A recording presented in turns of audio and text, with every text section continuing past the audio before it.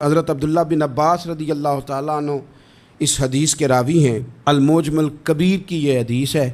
اللہ کے پیارے رسول صلی اللہ تعالیٰ علیہ وسلم ارشاد فرماتے ہیں کہ جس بندے کو 4 چیزیں مل گئی نا، اسے اللہ تعالیٰ نے دنیا اور آخرت کی بھلائیاں عطا فرما دی۔ 4 چیزیں جس شخص کو نصیب ہو گئی۔ یا رسول اللہ کون سی؟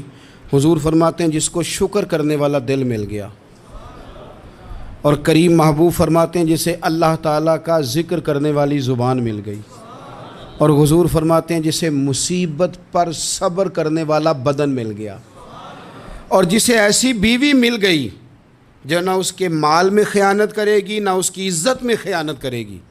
جسے یہ 4 چیزیں مل گئیں وہ خوش نصیب ہے، دنیا بھی بن گئی آخرت بھی بن گئی۔